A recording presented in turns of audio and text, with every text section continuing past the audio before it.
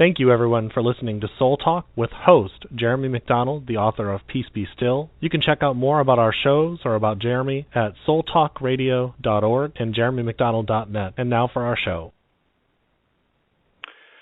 Hello, everybody, and thank you for listening to Soul Talk on Saturday. It's been a great day here in Florida, and woke up this morning and saw my friend's graduation, and now we are ready to have an amazing guest named Dr. Patti Conklin come on the line. I think she's just actually come on the line here, and I'll bring her on in just 1 second. I just want to tell you just a little bit about her. Patti Conklin grew up in Brooktondale, New York, starting out in a nonprofit. She held many exciting, interesting jobs, such as Director of Women in Literacy, Laubach Literacy International, overseeing an $11 million campaign in 30 countries. But what we're going to be talking about with Dr. Conklin today is that she is a medical intuitive, is a vibrational intuitive, with an exceedingly rare vision and a unique ability to pull disease out of the physical body. Patti's a lecturer and a teacher in vibrational medicine, the method of improving health and wellness through the neutralization of negative vibrations in the cells of the body. So without further ado, we're going to bring her on the line. Before we do that, her website is down in the description, patticonklin.com. Thank you, everybody, for listening. Just 1 second. Hello, Dr. Conklin. Hi there, Jeremy. How are you? I'm good. How are you?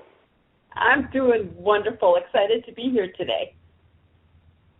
Well, we're excited to have you. I've been reading your book, and I've enjoyed it. I've learned something. I've laughed, and I've smiled, and I've just, enjoying it. No, I know I'm not quite done with it, so I know I'm going to enjoy the rest of it. So. Thank you for reading it. It was welcome. Something that I wrote 16 years ago and finally decided to put it out. So I'm happy that people have been enjoying it. You sound like me. I've put one book out, and I've got 4 others that are just sitting on my computer. Yep. But they come out when they're supposed to. So.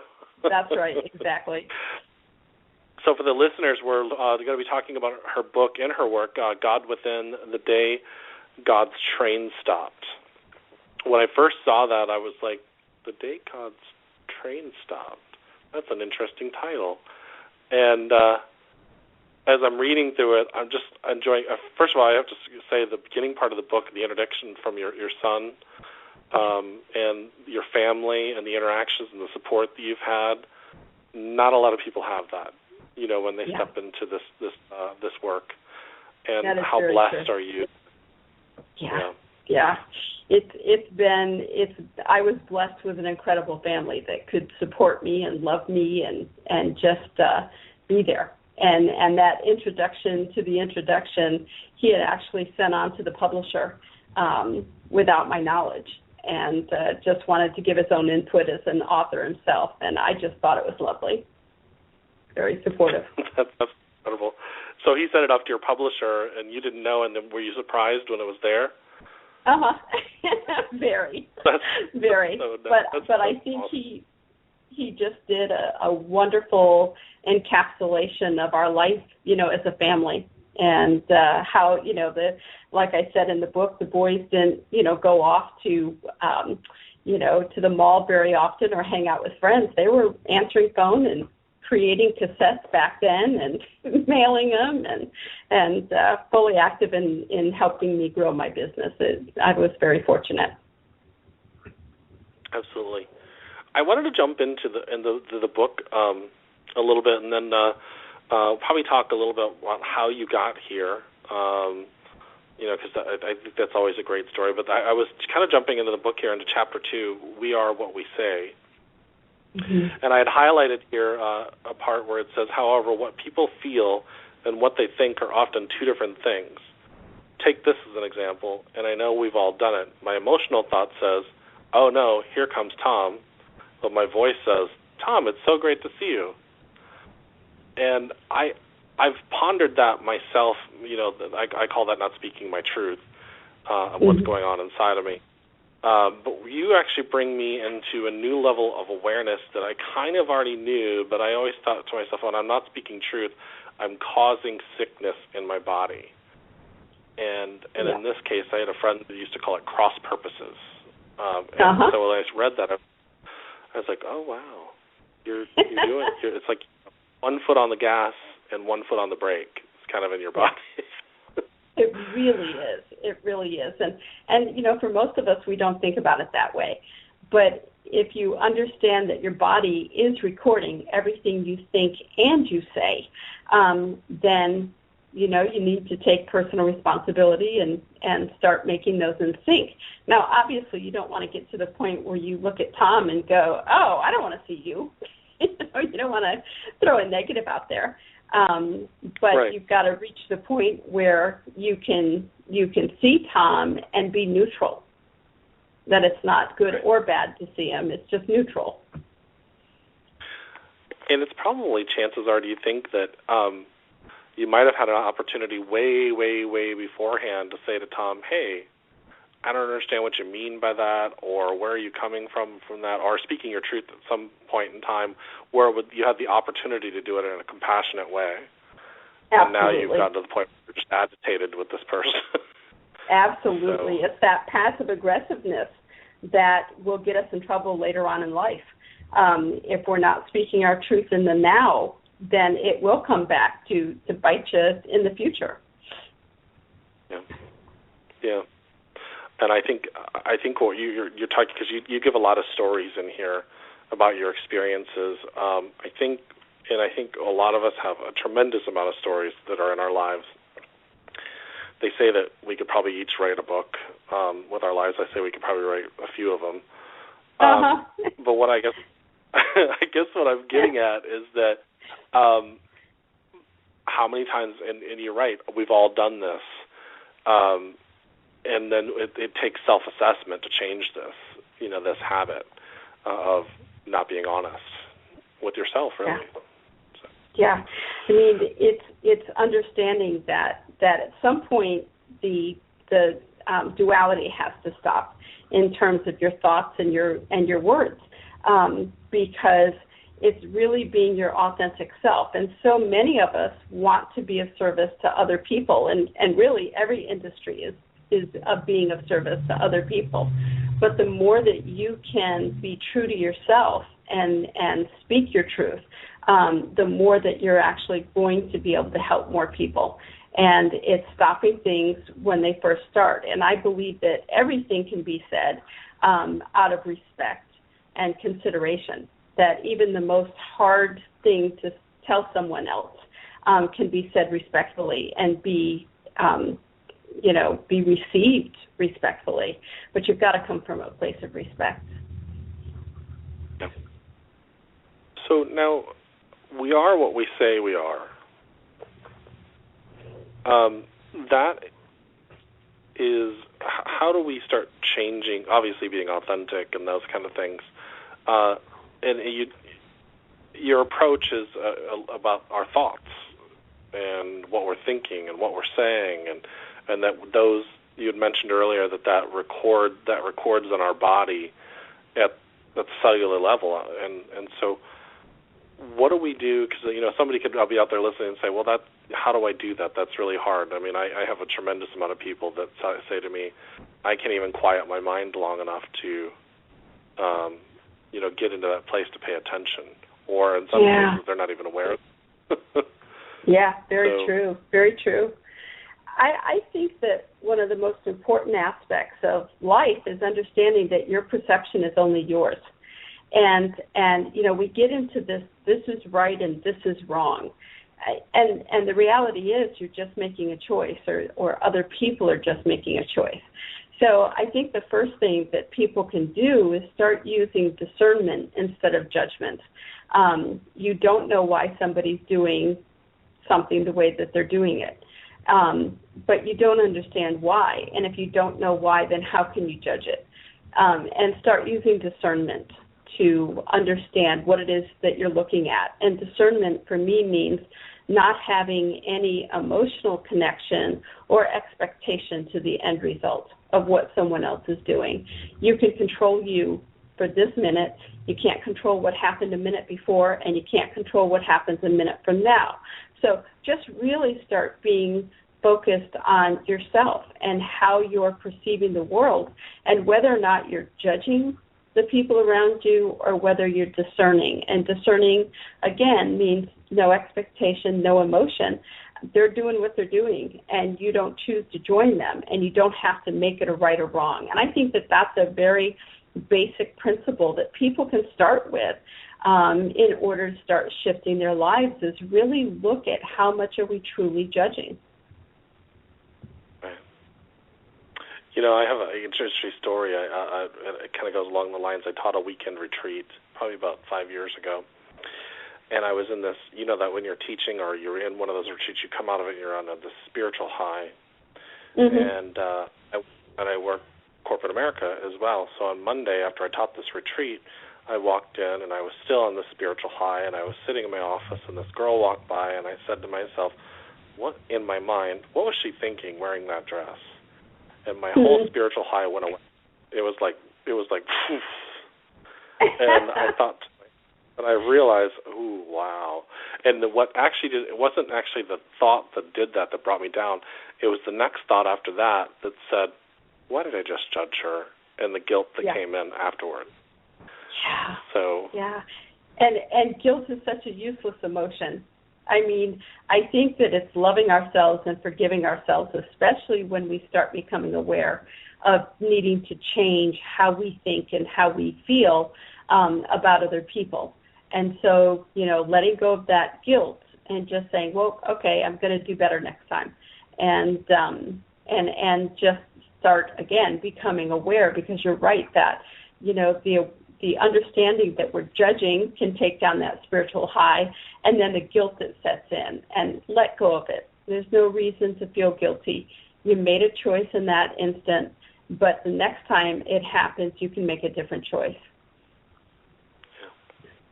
So now, have you always been able to see the vibrational frequencies as a medical intuitive, or did that start coming through to you later on in life, or how did that happen in your life? It has been with me all of my life. When I was 3 was my first awareness that I remember. But my mother and her best friend were sitting in the kitchen having coffee. And I walked into the kitchen as a 3-year-old, and I looked at my mother's friend, and this woman that I'm looking at, I saw a sperm go into an egg. And even at age 3, I knew that was a sperm, that was an egg, and she had just conceived a baby. So I'm jumping up and down going, oh, you're going to have a baby. And they're just like, no. You know, they were laughing and saying no. And as she said no, her whole body shifted. And I went, oh, but you're going to die when the baby's born. And 9 months later, she passed during childbirth. And so for me, that kind of concreted that I knew what I was talking about. But I didn't really understand until I was in my early 20s that I saw differently than the rest of the world. I really thought everybody saw the way that I saw. I was very isolated with my parents. My parents were very frightened of me. And so I was very isolated, didn't have a lot of people to talk to about it. So like I said, it was early 20s before I began to realize that I was different. And then in my late 20s, around 28, I got tested and found that I had a very high IQ and a very high brainwave pattern. And the doctors and scientists studying me at that point started calling me a walking MRI. And then as I went into work at, age 38, 42, the site continued to escalate, so that now my world, across the board, there's no on and off switch, is simply, if you're watching television and the cable goes out and you get snow, that's my world today. So everything in my world is particles and moving, which is great for work. It's not so great in personal life because, I usually have to have help getting around and so forth. And just, but it is what it is. I understand that. I'm not on that level, but I can feel everybody's emotions. So in large crowds of people, like I was at a graduation this morning, and it's hard sometimes, but you work through it. It really is, and you get used to it, on some level. But I remember the first time that I was teaching in Ireland, and Ireland has very high vibration with all the stones and different materials there. And I had to call one of my sons and have him fly out to Ireland to take my arm and help me around, because I was totally blind. I didn't know if I was walking off a cliff or walking into traffic, or, you walk into your hotel and I'm just standing there saying, will somebody please come help me walk to the registration desk? It was that thick with frequency. So it humbles you real quick. Yeah. It certainly does. So I was laughing and chuckling about your chapter on I got the spiritual human in transition. So basically shit happens. Shit happens. So it really does. Is that, I think that's actually what you say to the man in the beginning of the chapter, or shit has happened. Yes, he said, my life is falling apart. I said, no, you're in shit. But it's really understanding that every time we get into, and again, this is shifting perception, but every time we get into a situation where things don't go the way we expect them to go, and we start getting frustrated, or we lose our job, or a family member becomes sick, or we become sick, something happens that throws our life into turmoil. If you can keep focused that there's something that you're learning from this, good always comes out of bad. So if you can stay focused that there's something good that's taking place and you're growing, even though it's painful in the moment, your soul is growing and your awareness is growing, and when you're on the other side of it, you'll be aware of what's changed. But it's those moments in life that force us to start digging deeper into our own awareness to say, how am I really acting as a human being? What am I doing? And so focus on the positive. When I get in that space, my Patti pity party, I grab some Oreo cookies and a glass of milk, and I climb in bed, and I do my cry, whatever, eat my Oreos, drink my milk, and move on with life. And if it's really tough, I just say, whoa, this is a really good growth going on right now. It's just a really good one, but I'll get through it. And I think people just, again, find the positive and don't focus on the negative. It's really synchronistic for me to read that particular chapter, because I've been pondering that a lot lately and actually been speaking about it, but I didn't put it into those same contexts. But what I was putting it in is that life is like a roller coaster, and you're going to have spiritually high moments, or you're going to have life very high moments, and then sometimes it's going to hit an area where it's going to get tough, and the only way to expand yourself or stretch your limits is to go into the places that are uncomfortable. And so, sometimes things fall apart, or they feel like they're falling apart, but they're really not, or they did fall apart, but they're both, Yeah, all of the above. And it really is it is that roller coaster, but understanding the roller coaster is really necessary in order for us to grow, because, I may be wrong, and I've never had this experience, but I can't imagine that we grow very much as souls if all of our bills are paid and we're just lounging around the pool and drinking margaritas and never having to worry a moment about life. I think we become stagnated. I think it's that chaos energy that comes in that throws us out of there that continues the growth process for us. Yeah. So we have a caller. Do you mind taking a caller really? Yeah. Not at all. Just 1 second. Hello from a 917 area code. Did you have a question for Dr. Conklin? Oh, no, I'm just listening. You're just listening? Okay, that's totally fine. I'll put you back on hold. I just want to make sure. Thank you. Awesome. That's awesome. So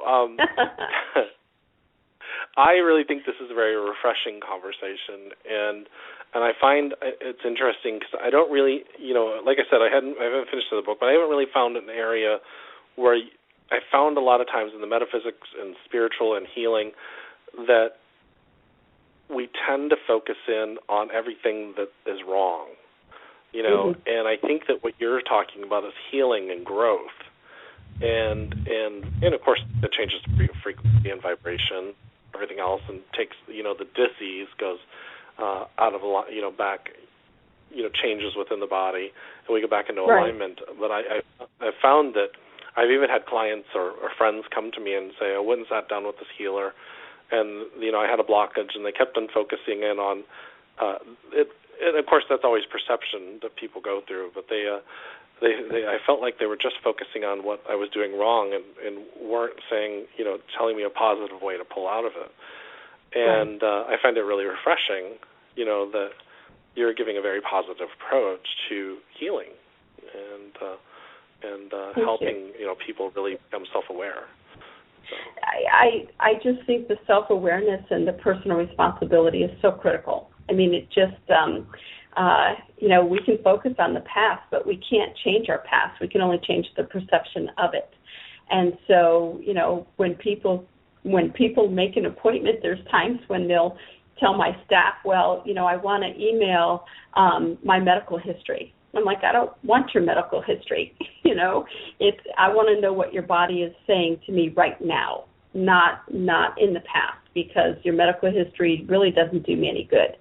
And they're always shocked by that, because they always feel like they need to be able to go back and tell me everything, or they'll start saying, well, this psychic told me this, or this psychic told me this. And I'm like, I appreciate that, but just stop. Let's just focus on how we can do to shift things and start getting your body back in flow, because that's really what's critical. And when we look at the fact that, it really comes all down to our perception and our behavioral focus, it makes it pretty simple.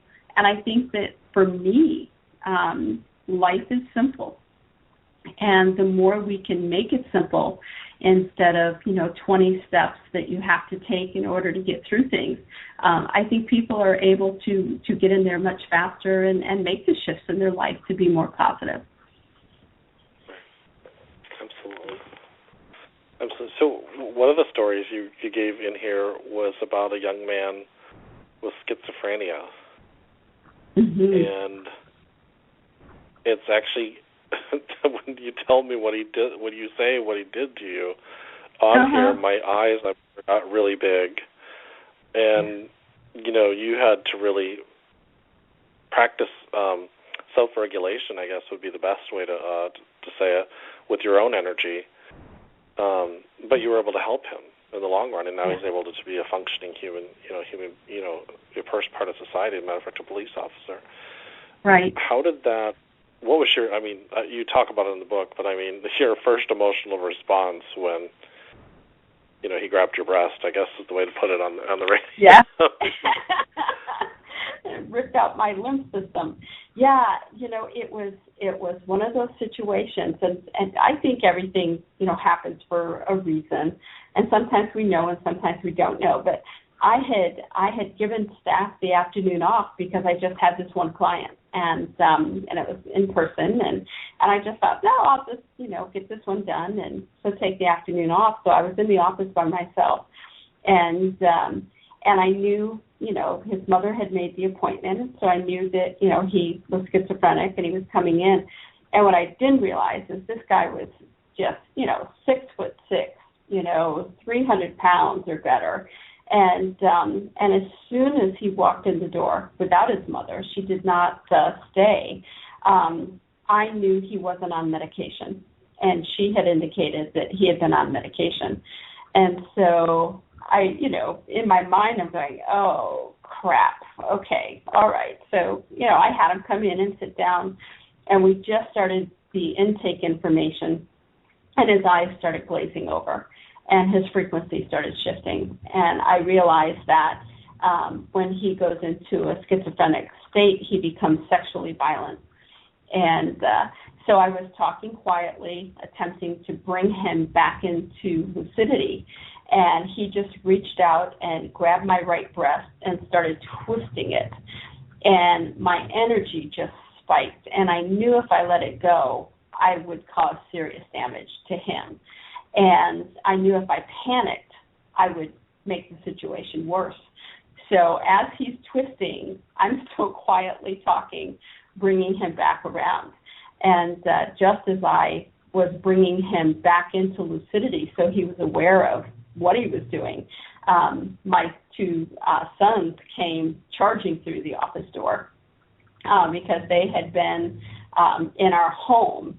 And apparently both at the same time, they both came running out of their bedrooms saying, something's happening to Mom. And they just bolted over. And so they came flying in just as I'm disengaging his hands. And I just looked at my sons, and I'm like, just please go sit in the waiting room. Don't leave. Just sit in the waiting room, and I'll be with you in a little bit. And so the guy, was aware of what he was doing, and he stopped. And his mother had gone into town just to get a little snack, and she came back in, and I really, one of the rare times that I've lost it professionally, and just had her take him.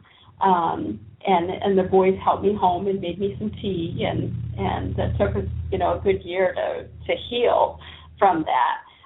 But I continued to work with him by phone.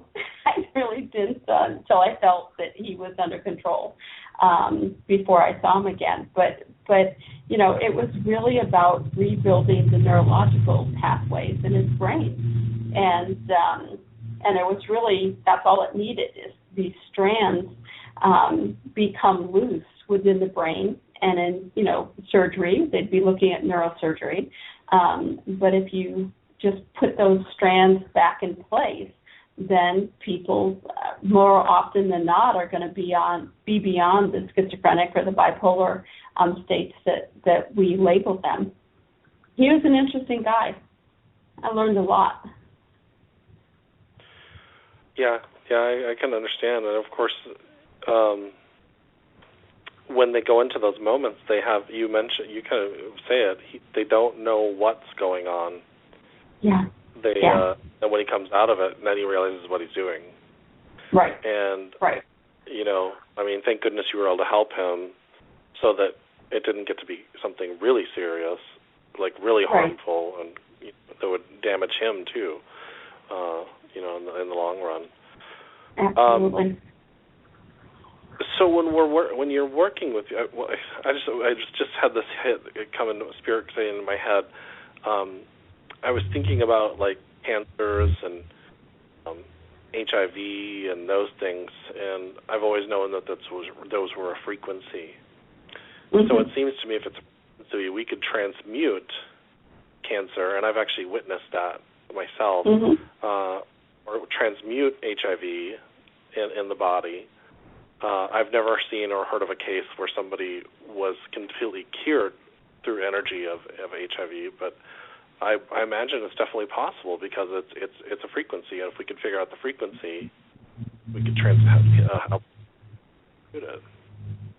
Absolutely. I think as a practitioner, the more that you work on yourself, it's an everyday thing of making sure that if I get frustrated with something or upset about something, that's not okay.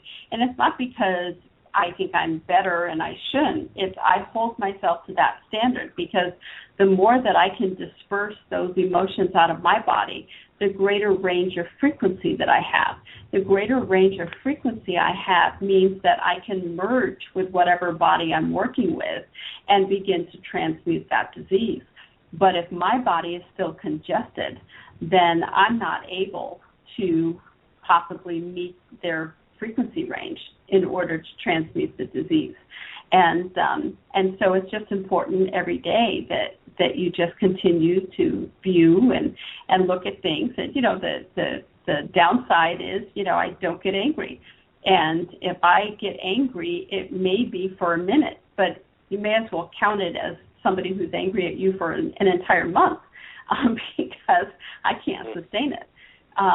Because I'll immediately go in and look at it. But transmuting disease is all about shifting the frequency. And if we come back to quantum physics, that we're simply particles.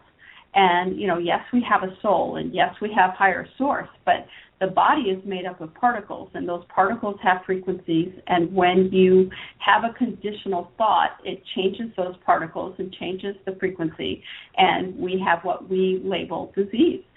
And it's really about transmuting the frequency back. And it's fascinating, but it's possible with everyone. Yeah.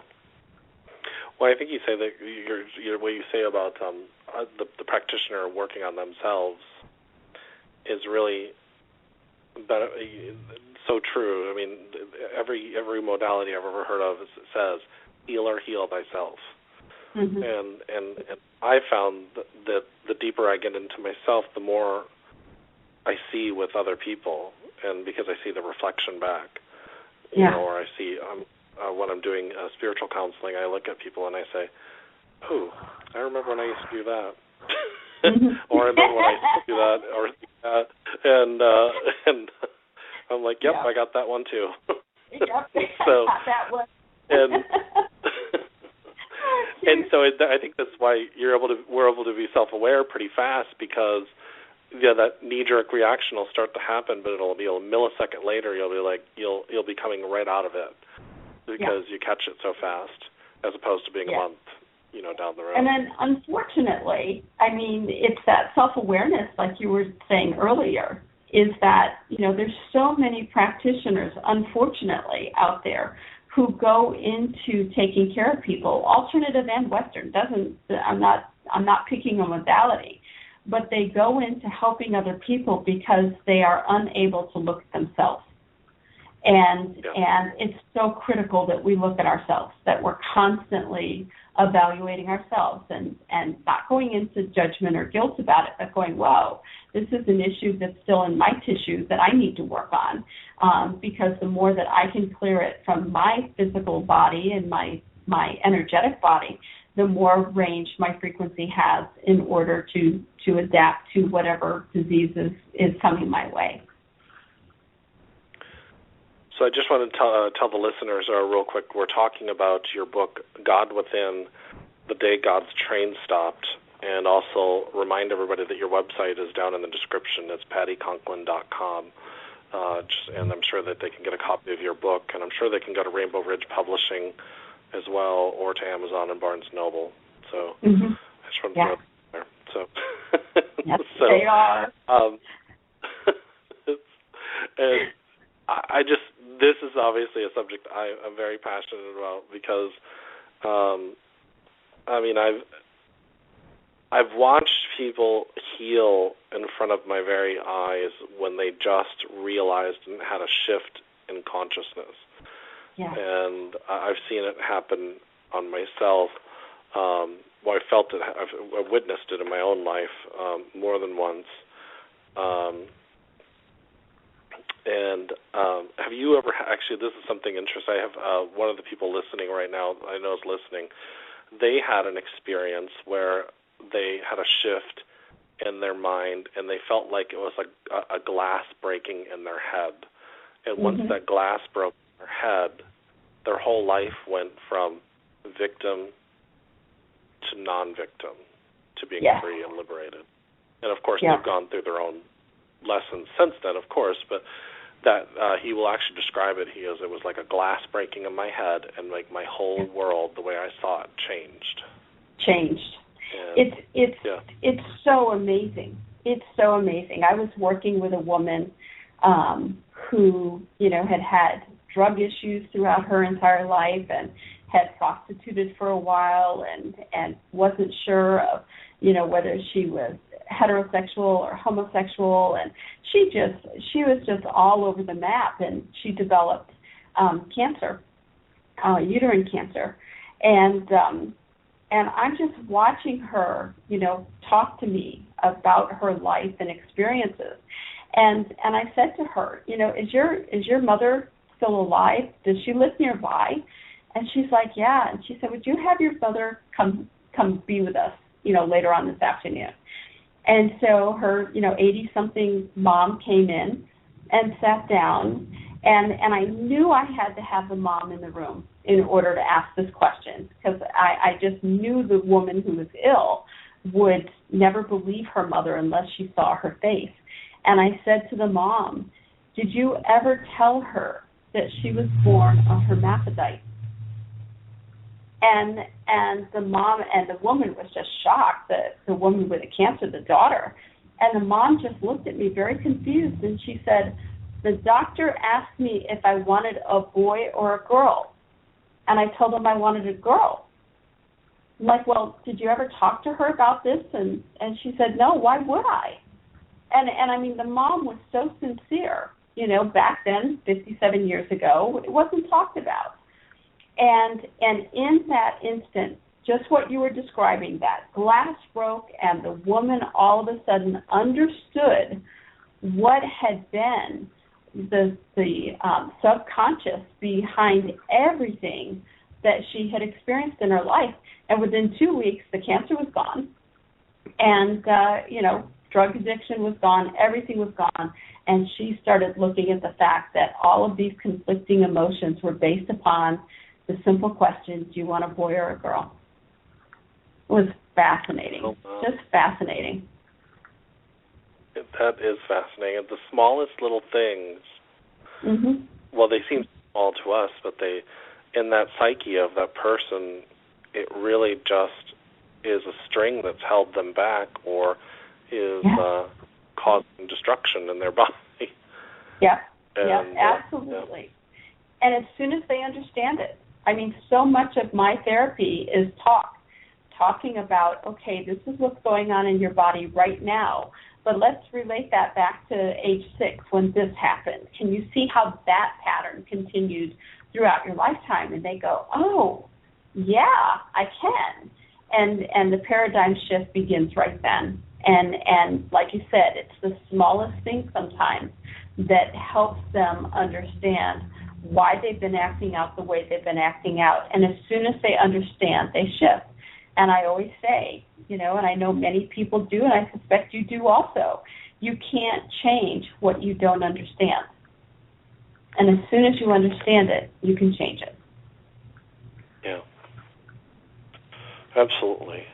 So cellular cleansing, that's basically what we're talking about in a sense, isn't it? I mean, I was just kind of glancing back at this chapter, and that's the shifting of thoughts and the shifting of how we think, and then the vibrational frequency, higher vibrational frequency, as that starts to cleanse the cellular level. Yeah. If we think about the body in that every word and emotion you've ever experienced has stored within the cellular structure of your body. In my world, there's 2 active frequencies, and that's color and tone. There are very few who are walking the world who can pull out the disease itself or manipulate the frequency to the extent where you can let it go. So for people that are out there doing it, you use color or tone in order to activate the release of the emotion and the word from the cellular structure. But it's important because when you're doing what I call a cellular cleansing, when I developed it, is that you're going in and you're imagining a dirty space. And that dirty space is a representation of all of the cells that were affected during that time period. And you clean them out simply by touching them. And then you create something wonderful, safe and secure. And those are the emotions that are going back into the cell. And so what you're doing is you're cleaning out the cell and replacing it. It's a very easy visualization. People around the world have just laid there going, is anything happening? Because I'm just having a fun time in my imagination. And it's like, no, you're doing phenomenal. And getting in there and just cleaning those out. And then I do something that's called an intensive cellular. A cellular is typically 4 to 6 hours. An intensive is typically 3 days.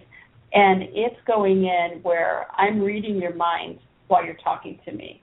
And every time you say something that's out of sync with what your body is saying, I stop you. And we talk about it. And sometimes it's really, bringing up uncomfortable subjects for people. But it's helping them understand what's the driving force behind their patterns of behavior. And once they understand, they can start shifting it again. It's and it's just all about getting into that cellular structure.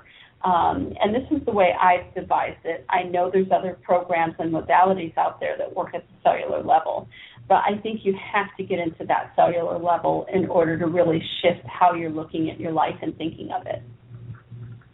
Yeah. Well, thank you for that. And I imagine that's what, when you talked about color, that's exactly what you mean by when you, just grabbing back at my notes here.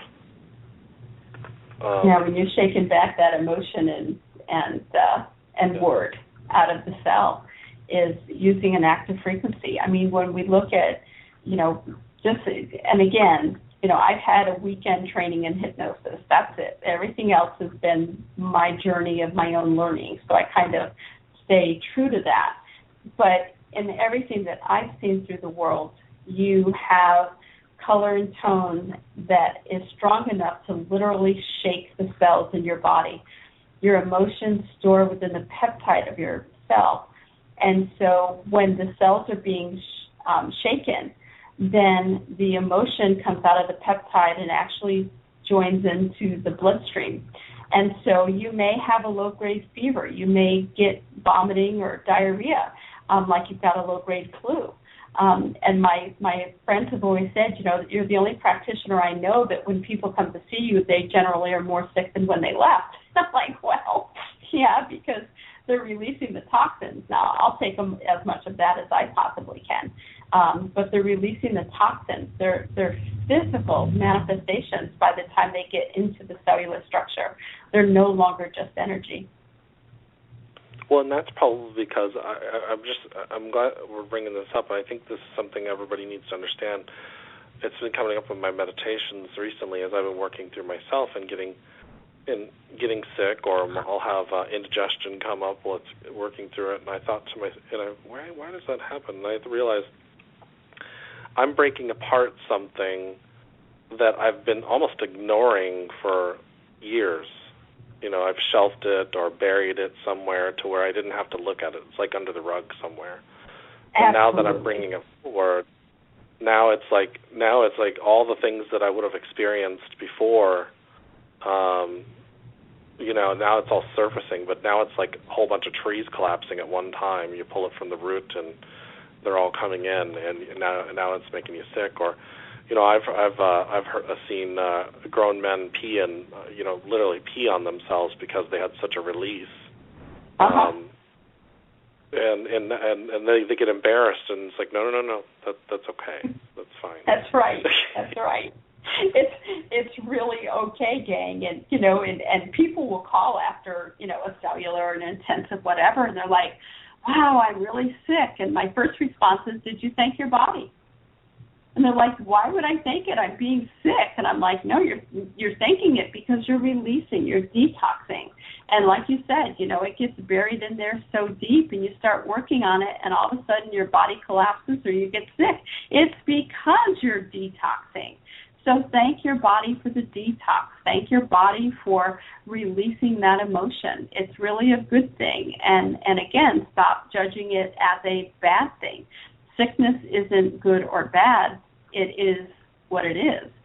And you're the one who chooses how sick you decide you're going to be, just by having that simple dialogue with your body. I think we can make it a lot easier on ourselves when we talk to our body. And if you're experiencing pain, then ask your body to decrease the pain by 50%, and that you'll work on the emotion and start journaling when you're in the pain about what's the emotional base behind it. And it could be one word or 5 words or whatever. But thank your body for making you aware that there's something in there that you need to let go of. And your body will actually start doing what you ask it to do. Mm-hmm. Yeah, because you're starting now to develop a relationship with it and have a healthy relationship, and you're communicating with it, and as opposed to ignoring it and then getting mad at it because it's not doing what you want it to do. Right. So, and of course, getting mad at it is just continuing to store more gunk in your cells. I mean, it's that just goes that. Back to the story of Tom. It's that catch-22. Yeah. No, I was just saying that goes back to your story of Tom. Oh, yeah. There's Tom. I really don't want to deal with him. And hi, Tom. Exactly. Yep. And now it's just with your own inner world. So that's this subject has always been, our inner world, our bodies. It is always the most fascinating subject. I call it the last frontier. Mm-hmm. It's our inner world. And so what are some things that we talked a lot about a lot. I mean, obviously, love is the consistent message here. Love yourself, to yourself, hold yourself accountable, and through those things, you're loving yourself. And that's, of course, going to radiate out to the rest of the world and transmit. Well, what are some other things that you could give the listener that would help them throughout their daily lives, just for them to start even now, as they're listening to this show? I think being aware of your words. Let's say that, you wake up in the morning and your back hurts or, your hips hurt or whatever, and your partner or friend says, how do you feel this morning? And the thing is, you want to validate yourself and say, gee, my back really hurts this morning. Instead of saying that, say, thank you for asking. You know what? In 10 minutes, my back's going to feel terrific. And what you're doing is you're validating that you're not feeling so great right in the moment, but you're giving your body a positive focus to feel better within 10 minutes. And so I always want people to validate themselves, but to be careful of how they're framing it and frame it in the positive instead of the negative. And that simple thing will start making a huge difference in your world. And the second thing is to use color or tone. If you're aware that you're angry, if you've got severe anger or rage, typically it's going to store in your spine. And you can just say to your body, body, thank you so much for making me aware. I'm going to work on, what it is that I'm angry about, and what color or tone do I need to remove the anger from my spine. And just do a very simple visualization of closing your eyes and imagining a color coming up through the bottom of your feet, up your spine, and out through the top of your head. Or if you're listening to symphony music or orchestra music, you can do the same thing. What tone do I need? And your body will pick out the color and tone. The important piece in this is there's lots of books out there that talk about what color means emotionally. And in my world, color is simply a frequency. So the sicker someone is, typically black and red and browns will come up because those are very dense colors.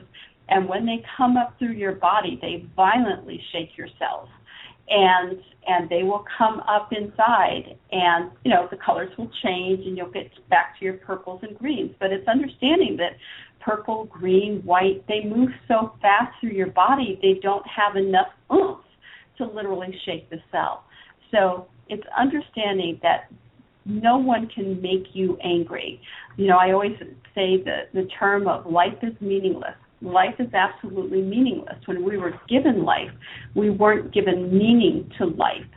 We were given an event, and we make the choice as to how we're going to feel emotionally about that event. And so no one can make you angry. No one can make you feel love. Those are emotions that you choose at the time of the event.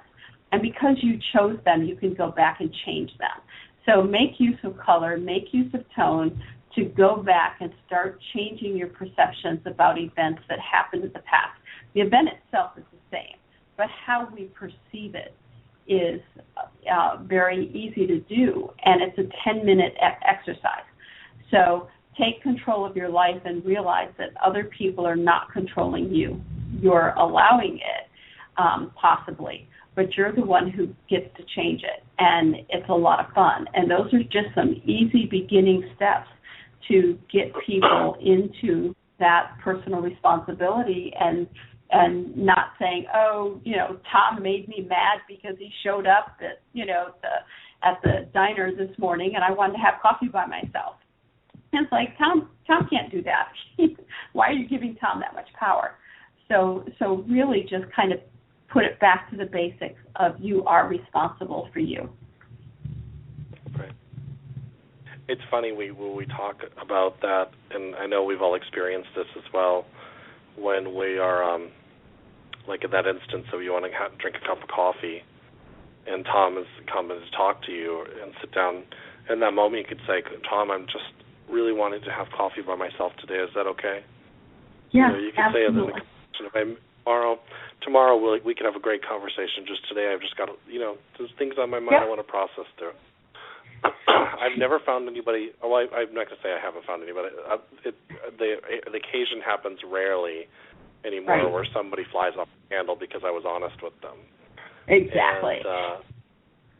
And, what's so fascinating about that, though, is a culture, and more so in the Western culture, I think, is that it's okay to be sick, but it's not okay to be truthful. And if you had said to Tom, if you were insecure about how Tom was going to feel it, if you said to Tom, I'm sitting here having coffee, but I have a really bad headache, I'll talk to you later, Tom will leave. But if you say, Tom, just like you said, I really want to be alone today, love to talk to you tomorrow, so many people will take offense at that. And so it's easier for people, for the most part, to tell a lie than it is to just be honest. And I think the key comes in is because you're being sincere in what you're saying, they accept it better. And so be sincere. And when you're sincere like that, in our family, Matthew started this at age 9. He's 33 now. But he started this at age 9, and he came home from school one day, and he was frustrated with his teacher. And as the parent, I start throwing out suggestions. Well, you could talk to your teacher. I could go in. We could talk to the counselor, blah, blah, blah, blah, blah. And this 9-year-old comes over to me, and he kisses me on the forehead, and he just looked me straight in the eyes, and he's like, Mom, I really love you. However, I wasn't asking you to solve the problem for me. I just wanted to express my day. And that changed our dynamics within the family instantly. And even to this day, if we feel, because we've got a good-sized family and there's grandbabies now and everything, if somebody feels like somebody else is overstepping a boundary, it's, I really love you. However, you're in a space right now that I haven't asked you to come in. And when you do that, especially within a family context, it's really hard to get defensive. It's really hard to get defensive and angry because they're sharing such deep love with you, and they're making it clear that they're setting a boundary, and there's nothing wrong with it. Yeah. Since you brought up your son, I almost forgot to ask you about this story. When he was young, and I can't remember in the book about what age he was, and you were talking to him about something, and he said, my other mommy did this, and it floored you. And at that time, I think you weren't even aware, or you never even thought about past lives. Mm-hmm. And then he with all confidence, told you that he had another mommy and dad, that there was a car accident, and it was okay. Yeah. Because he needed. And he was 14 months old. And this is the one who wrote the intro. He's also an author and co-founder of a publishing company. So language has been very early for him. At a year old, he was speaking full sentences. And by the time he was 2, he already had a 10-year-old comprehension level.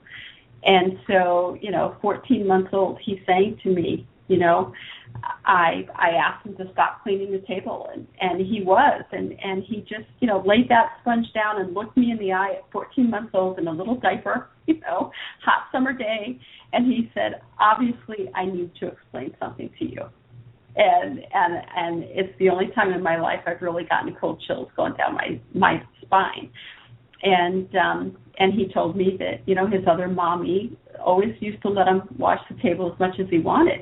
And what floored me about that is we didn't have television. We didn't have radio. We lived in a very rural community, and he really had never been out of my sight. So there was no, and his dad's an atheist, and, you know, and so we didn't discuss religion. So for him to tell me that God gave him another mommy and daddy while he was waiting for me was just something that had to, whether you believe in past lives or you believe in genetic memory, had to be something that came through in his DNA or his intuition to be able to express that. But I think all children know what took place beforehand, but they're maybe just not verbal enough to be able to express it. I think we're all born with the knowledge of what's been taking place in the past. That's such a great story. He was so awesome, you know, just so articulate and just really got me thinking about what is life, you know, where are things? I mean, certainly, you know, when I presented around the world, people will come up and go, you know, what planet did you come from, or where did you come from? And like, I don't know. I didn't clearly have that awareness, but he certainly did. And I have to say that, you know, for him, when he was 17, I asked him one weekend. I had been working, and I came home, and he said, would you like a beer? Would you like a cup of tea? I'm like, I think I'll take a cup of tea.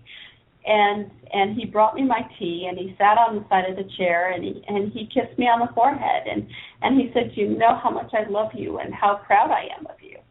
And I'm like, you know, I really appreciate that, and I look forward to you and your brother maybe someday joining me. And he lifted my hand, and he kissed the back of my hand, and he said, don't you understand that Matt and I are here as a support system to you? We won't begin our work until after you're gone.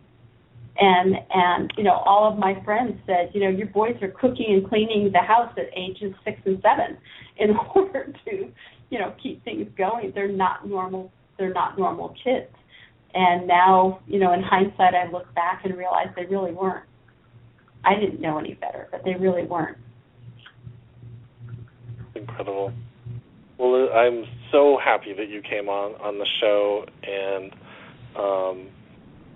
so grateful that you were so willing to let me move around the schedule even for the show because of personal obligations that I had going on. And I loved your book, and everybody definitely check out her website, PattiConklin.com. That's PattiConklin.com. It's down in the description, so if you didn't get that, you can look at it down there, and check out her book, God Within, The Day God's Train Stops. So I'm sure there will be many other shows that we'll have together, and I'm looking forward to them. So. I'm very much looking forward to them. Thank you so much for having me on. You're welcome, and have a blessed day. You too. Take care. Bye-bye. Bye-bye.